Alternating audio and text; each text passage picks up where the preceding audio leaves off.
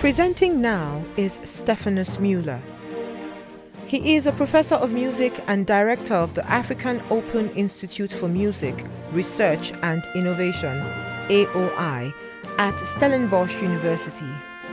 He studied musicology at the University of South Africa and the University of Oxford, where he obtained his DPhil in 2001. After returning to South Africa, he played a leading role in transforming music research through the founding of DOMUS, Documentation Center for Music, and later AOI, which he established in 2016 as an interdisciplinary research institute. His research focuses on the legacy of apartheid, the historiography of South African music, and decolonial aesthetics. He is the author of Nag Music, 2014, a genre-defining book about the composer Arnold van Wyk, which won several national literary awards. Mullar publishes widely on South African composition, archives, and the philosophy of music, and has supervised numerous doctoral studies in music, performance practice, and the arts. He will be presenting Rethinking African Art Music through Stefans Grove's African series.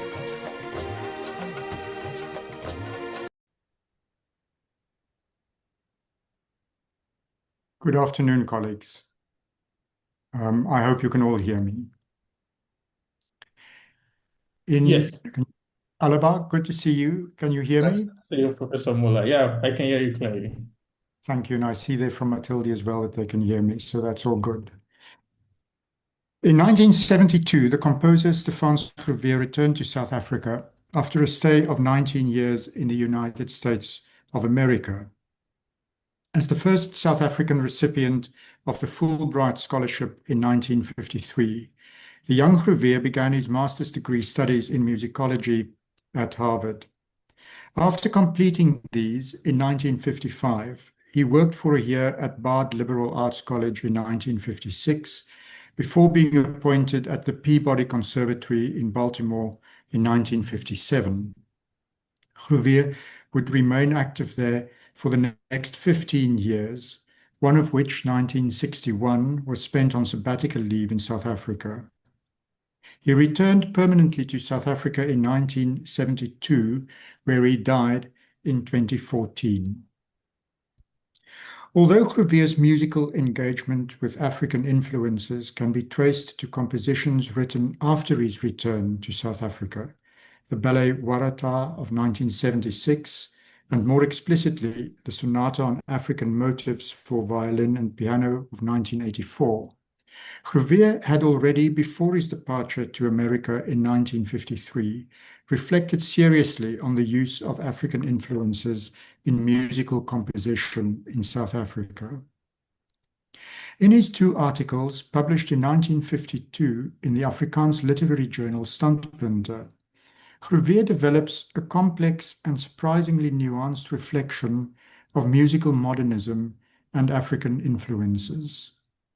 Unlike earlier South African composers who had drawn on African music in a primitivistic manner as exotic source material, Grové was critically disposed towards superficial borrowing from so-called indigenous music.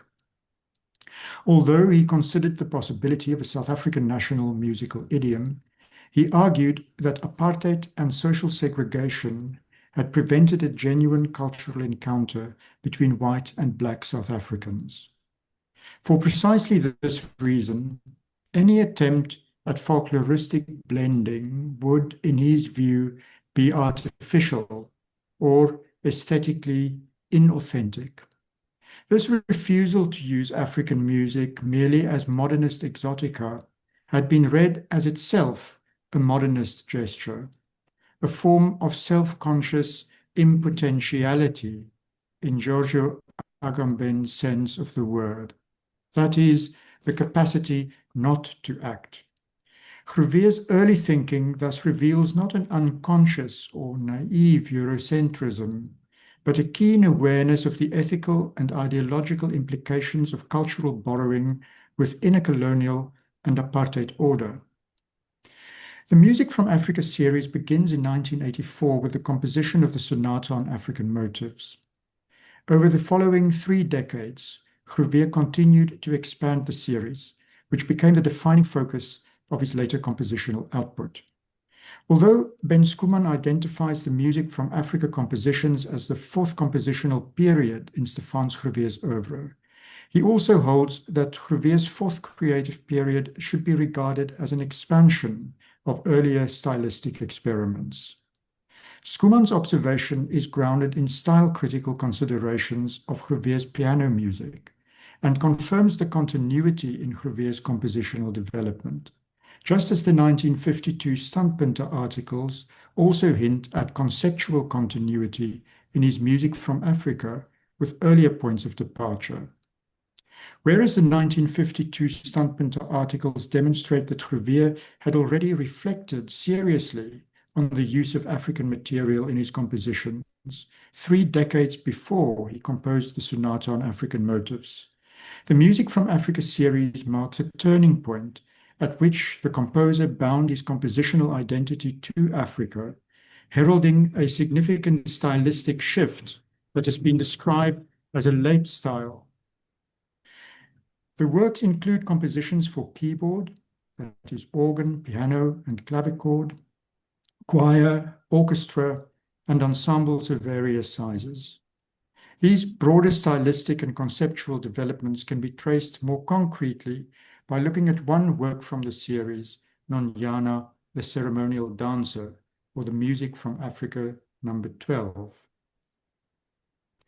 Nonyana, the Ceremonial Dancer, has attracted particular analytical attention because of its explicit conceptual and musical engagement with African music. As Schoeman has shown, the fantasy-like work draws directly on Grové's intensive study of the initiation ceremonies of the Bavenda, a population group living in the northern part of South Africa on the border with Zimbabwe.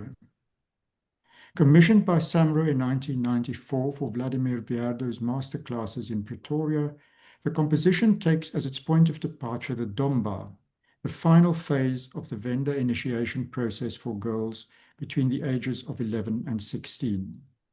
More specifically, Grové found inspiration in the ceremonial python dance associated with the Domba. In developing the work, he drew extensively on the research of the ethnomusicologist John Blacking, particularly the article Tonal Organization in the Music of Two Venda Initiation Schools of 1970, as a means of mediating between the Western piano tradition and indigenous African musical practices. A brief consideration of Nonyana, drawing on Schoeman's detailed analysis of the work, is sufficient to indicate the nature of Grové's engagement with African music. Rather than offering a comprehensive reading, I want simply to highlight a few musical features that are relevant to the broader argument developed here. One of the most striking aspects of the work is its attempt to translate the sonic world of the ceremonial Nonyana dancer to the piano. Through an intricate use of pedaling, articulation, and overtone effects, Grové evokes the reed pipe that functions as the dancer's voice modifier, thereby extending the timbral possibilities of the Western piano towards the sound world of indigenous instruments. At the same time, the work draws on the choreography and musical organization of the Venda Domba initiation ceremony. Its thematic material reflects characteristic dance movements, while melodic permutation, rhythmic fragmentation, hexatonic pitch organization, and the iambic rhythmic figure identified by Blacking and David Rycroft point to a sustained engagement with Southern African musical practices. As Schoeman argues, these features do not constitute simple quotation or stylistic borrowing, but a compositional reworking of indigenous scales, rhythms, timbres, and ceremonial imagery within the medium of the Western piano fantasy. This brief example serves only to illustrate the nature of Grové's compositional engagement with African materials. It also raises a broader question. Could works such as these be understood as examples of African art music? More fundamentally, can compositions by South African composers be understood as African art music at all? Akinyi Yuba, who coined the term, understands it as intercultural art music by African composers, music that fuses Western means, notation, form, techniques such as 12-tone composition, and African sources, rhythmic principles such as the timeline, additive meter, cross-rhythmics, cellular repetition, and variation, into a new whole, in close connection with these related concepts of creative ethnomusicology and African pianism. On the surface, Grové's Music from Africa series appears to satisfy many of Iuba's criteria with some precision. Schoeman's analysis of Nonyana demonstrates as much. The hexatonic scale of Nguni bow music, the iambic rhythmic figuration of Venda music, the timbral evocation of indigenous instruments through overtone passages, all of these represent a sophisticated and technically grounded synthesis of Western and African musical languages. The question, however, is not merely technical, and it is here that Grové's case becomes not simply illustrative, but theoretically generative. I have argued elsewhere that there are certain ontological difficulties with viewing South African music in general as a species of African art music. Difficulties that become visible when the question is approached not through technical synthesis, but through the ontological categories that Suleiman Bashir Diagne draws from his reading of Leopold Sédar Senghor. And these categories are exile, rhythm, connaissance, and convergence. For Diagne, following Senghor, African being is not a fixed essence to be recovered or cited, but a relational and rhythmic co-arising with the world. African art on this reading is not defined by the incorporation of African materials, but by a particular mode of ontological participation, a connaissance, a knowing together with that precedes the subject-object division of Western epistemology. Understood in these terms, the question of whether Grové's music is African art music cannot be resolved by inventory, by pointing to hexatonic scales or iambic rhythms, because it concerns a prior question about belonging, participation, and the conditions of cultural encounter. It is precisely this prior question that Grové himself had already posed with remarkable clarity in his 1952 Standpunte articles.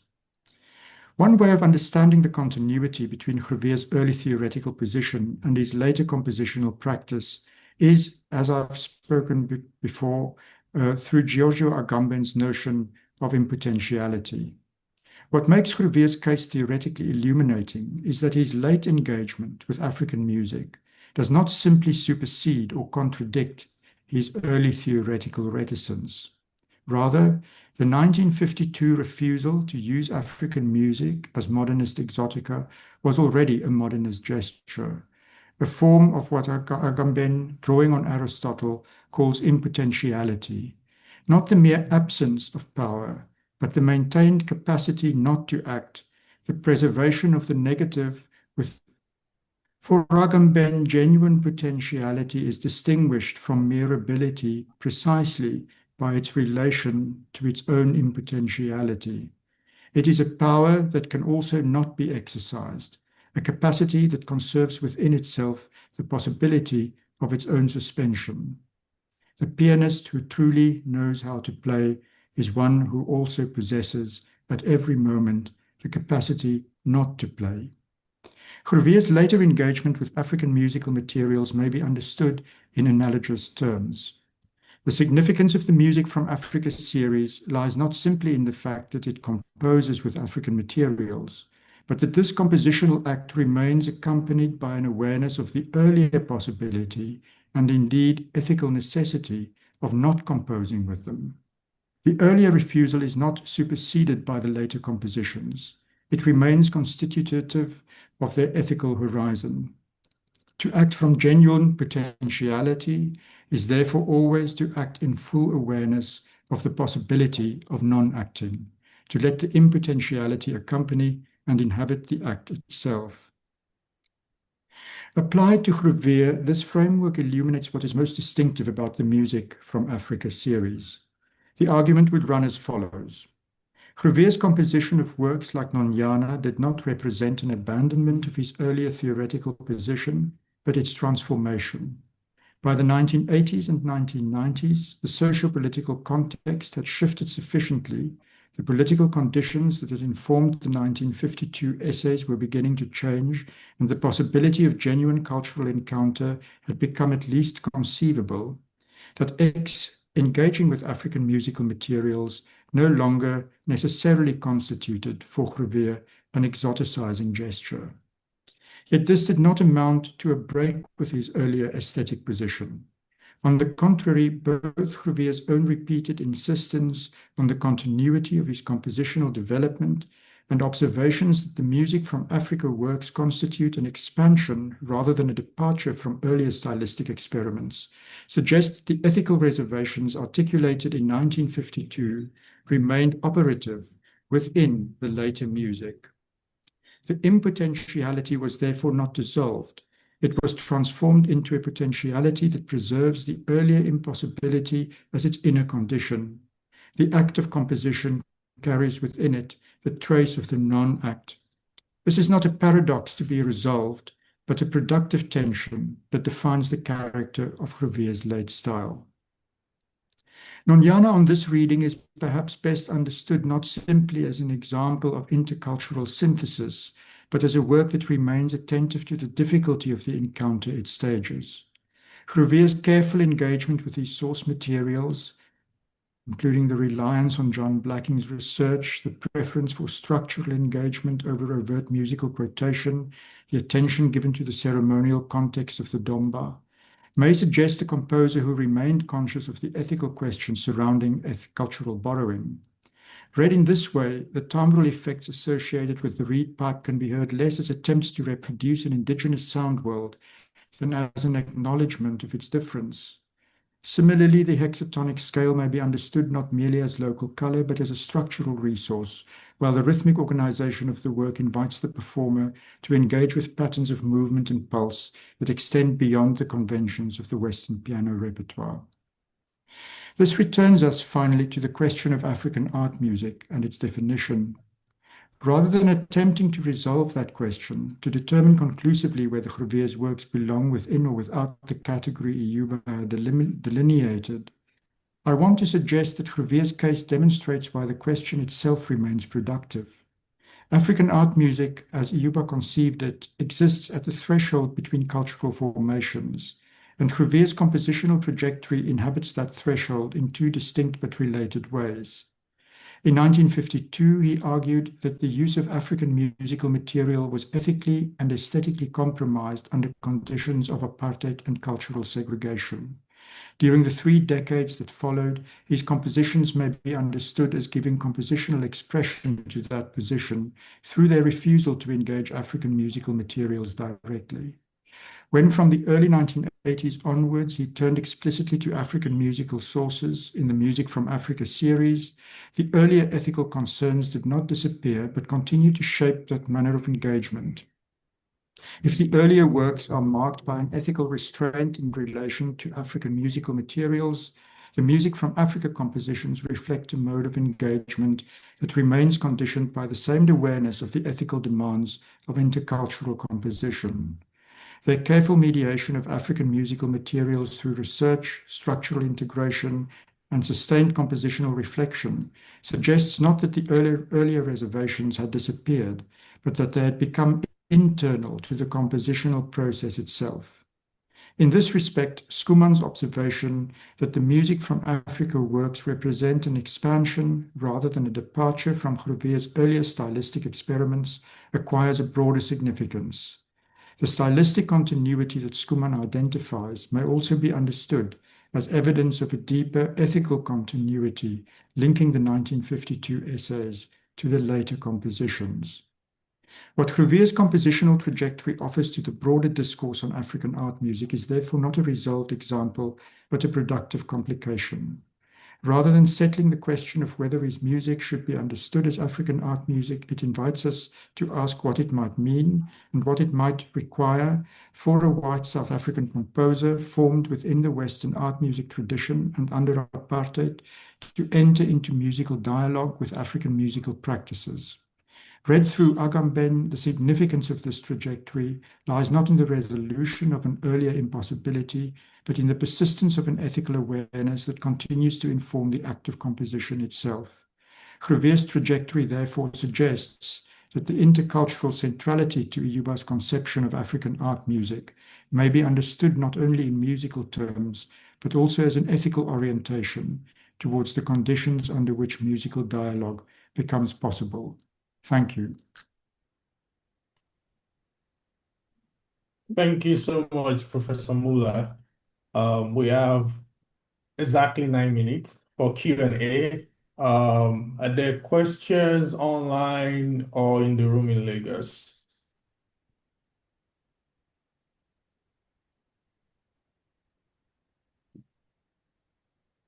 Online. Oh, yeah, there's a question. Dr. William, you can go ahead and unmute yourself. Thank you so much. Let me see if, okay, there's my camera. Thank you, Professor Mullar, for that wonderful argument. As I listened, I thought of the implications today when composition and drawing on African music play out. And I was wondering whether you think that today there are different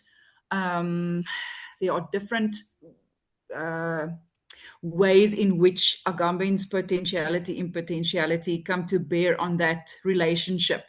Because I'm thinking of, for instance, when Grevé's music from Africa series received a lot of criticism, that, you know, it belonged to this era of political opportunism in South Africa. And I think your argument presents a very nuanced response to that kind of critique. But so now we are in 2026 already again, and I was wondering if you can speak to the changing, maybe ethical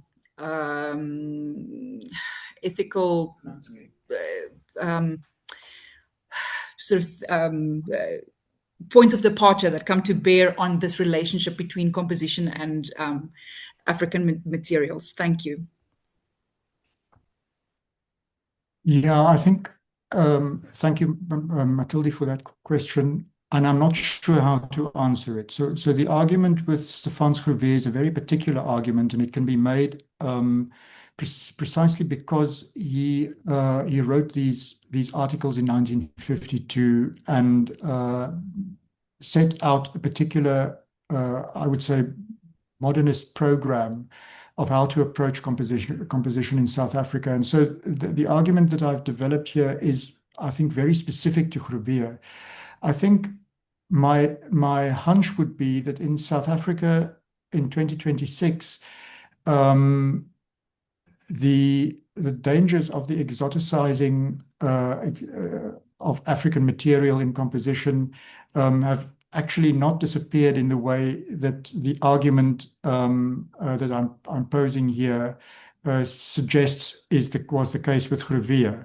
I think that conditions in South Africa and the way in which we still live, the realities in the country, the extreme inequalities, the way in which culture is monetized in the country means that the use of African materials by people empowered to use it in institutions run the real ethical risk of exactly the problem which I'm trying to argue Grové to some extent mitigated.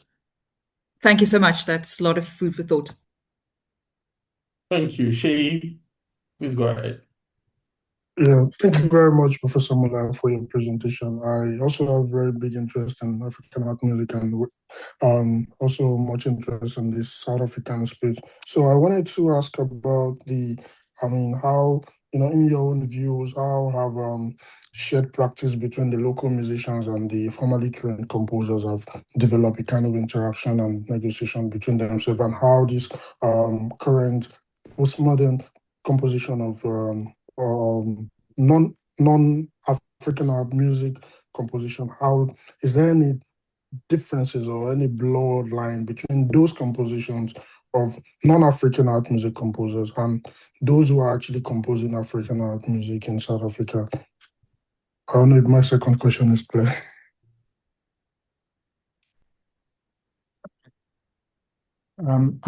I hope I understood you correctly, and that this is about the interaction between composers who write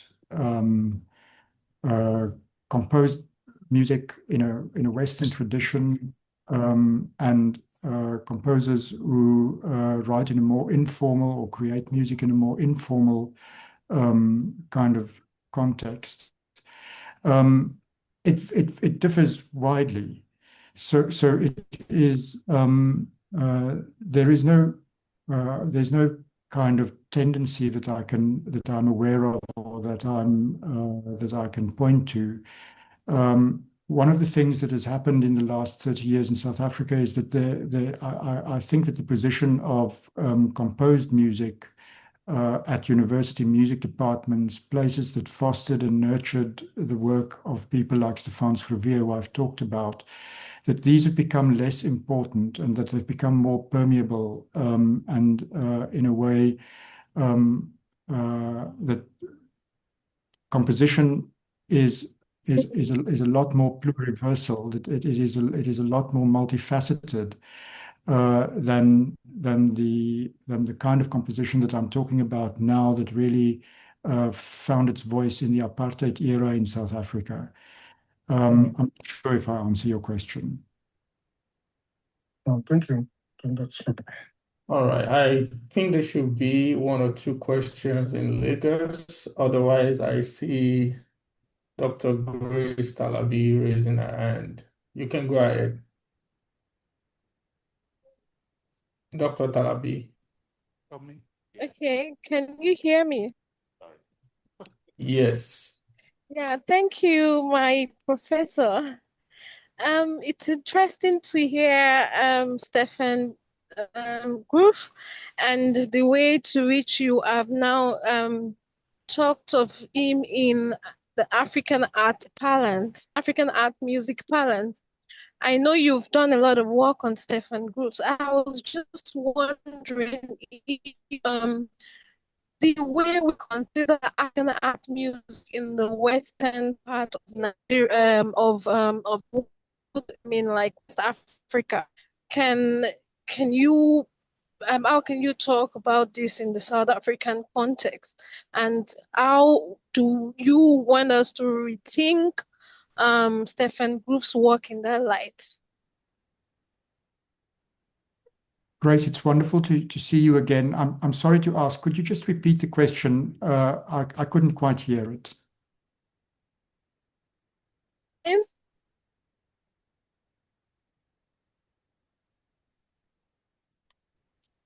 We cannot hear you if you're speaking. The network was breaking at some point. Can you hear us? All right, Are you come back. talking to me or to the professor? No, to you. Your line was breaking when you were asking. Oh, really? So my question is, looking at the topic, and I know Professor Mullar has worked a lot on Stefan Groves. So my question is, the way African art music has been used in the western part of Africa, and it's used in southern part of Africa, and what you want us to rethink about Stefan Grove's work in this light. What exactly, yeah, I just wanted to find out African art music, yeah, the way it is considered in the Western African parlance. Is it the same way you want us to look at it with the work of Stefan Grove, or are there particularities with South African or kind of African art music? I don't know if that's clear enough. Thank you, Grace. I think I got most of that. Yes, I think my interest is to see if it is possible to position South African art music of various kinds as a kind of African art music. It's not been historically described as an African art music. So composers who have worked in South Africa in the 20th century have always considered themselves as somehow an offshoot of a European tradition of composition.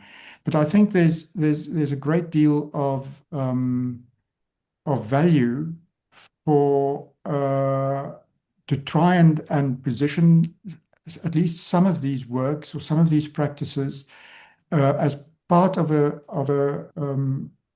concept that is not South African, that is mostly West African, and namely the concept of African art music. I think placing South African composition in that kind of discursive context would be of benefit to critical considerations of some of the practices of South African art music, as these have been described and dealt with critically and considered in West Africa in ways that they've not been dealt with in South Africa. In South Africa, as Matilde has pointed out, for example, the move that someone like Stefans Grové made towards his African composition series could only ever be interpreted as something that had to do with political opportunism.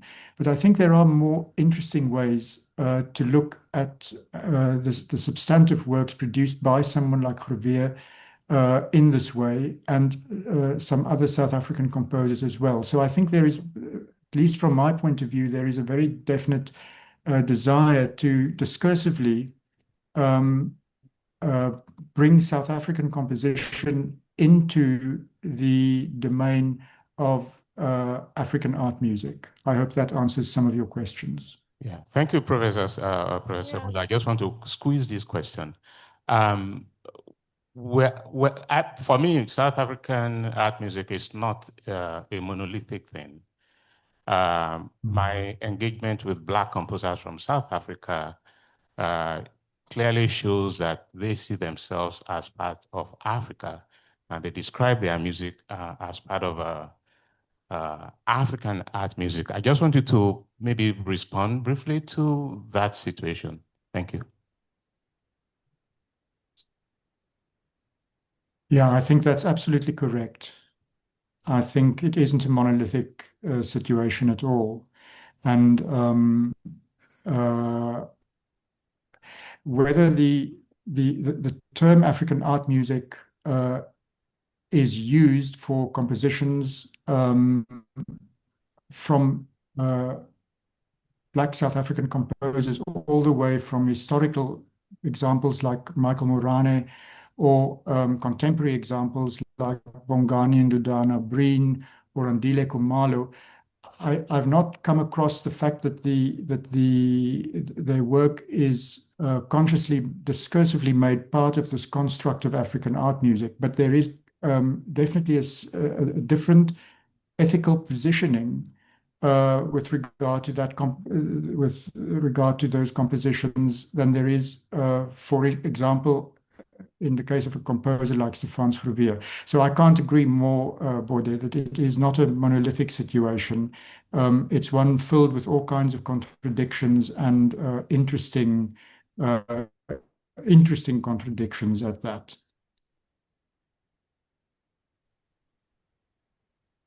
I've been told that Professor Agawu has a question, so Prof, please go ahead. My question has already been asked and asked more than once. So, Stephanus, hello. I enjoyed your paper. Thank you. Hello, Kofi. Lovely to see you. All right. Are there any other question for Professor Mullar? I've also asked the host to please offer us some extra 2 to 3 minutes to be able to take 1 or 2 comments on Dr. Mashiluane's presentation. So if you have questions or comments for Professor Mullar and Dr. Mashiluane, we'll have about 3 more minutes to field those questions and comments. Anyone in the room in Lagos?